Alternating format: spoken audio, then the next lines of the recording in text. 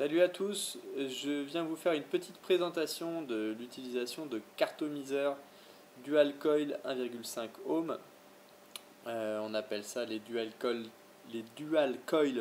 tank parce qu'ils font à la fois résistance chauffante et à la fois réservoir, tank pour réservoir.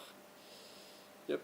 Donc je démange ces deux parties. Voilà, donc quand on achète un dual coil tank, ces deux objets sont dans des petits sacs individuels. Le premier, c'est la résistance chauffante, c'est ce qui va permettre de chauffer le liquide. Le deuxième, c'est un réservoir qui contient le liquide et l'un est emmanché dans l'autre. Voilà, donc il y a souvent un petit opercule blanc qu'il faut enlever quand on a cette partie-là neuve.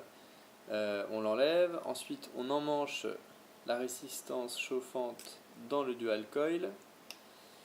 Voilà, comme ceci. Il faut bien faire en sorte que la vis, enfin le cylindre en métal soit au fond, soit bien calé au fond, et que le même cylindre en métal dépasse un petit peu de l'autre côté. Première étape importante, c'est de mettre quelques gouttes de liquide au centre de ce trou. Donc voilà, on en met, allez, on va dire 3-4 gouttes pour imbiber la ouate qui est à l'intérieur. Donc je ne sais pas si vous verrez, mais à l'intérieur de ce cylindre, il y a une sorte de coton, une ouate qui absorbe le liquide. Pour une première utilisation seulement, on met quelques gouttes à l'intérieur de ce cylindre pour imbiber pour la première fois cette ouate. Et par la suite, on n'aura plus besoin de le faire. Une fois que voilà, vous avez mis quelques gouttes, vous désolidarisez en douceur le cylindre et le réservoir de manière à ce que le cylindre soit encore emmanché sur le joint torique qui est en bas. Voilà, donc vous voyez, je l'ai légèrement démanché, mais pas complètement. Si je l'enlevais complètement, ça poserait problème. Le liquide qu'on va mettre après coulerait par le bas. On le laisse emmancher, on l'incline bien et délicatement on va faire couler du liquide entre le cylindre en métal et le cylindre en plexiglas de manière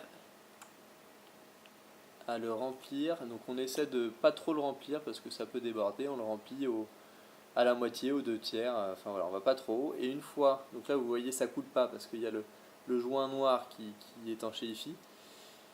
Et voilà, donc on pousse délicatement en tournant un peu, ça peut aider, jusqu'à ce que le cylindre en métal ressorte de l'autre côté, comme ceci. Voilà, donc manipulation réussie. J'en ai pas sur les doigts, ce qui est quand même très important parce que il faut savoir que la nicotine, quand on en a sur les doigts, enfin en tout cas le produit, le liquide, quand on en a sur les doigts et que c'est du liquide avec nicotine, c'est très toxique. Donc on se lave les mains rapidement et puis s'il y avait une petite goutte qui traînait avec un chiffon, on essuie un petit peu le bord. S'il y avait une petite goutte qui traînait ici, voilà, on essuie un peu de manière à ce que ça dégouline pas. Et voilà, et donc par le haut, on vient emmancher cette partie qui s'appelle le drip tip. Voilà, ça y est, c'est fait. Il n'y a plus qu'à visser ça sur un des modes que je vous ai fabriqué. Et alors de préférence, n'avalez pas la première bouffée parce que elle n'est pas très bonne.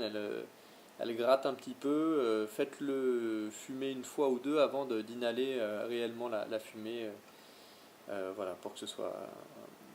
Il y a une petite mise en route, on va dire, de ce cartomiseur. Voilà, j'espère que ça a été clair. N'hésitez pas à m'envoyer un mail si vous avez besoin d'autres informations. A plus tard.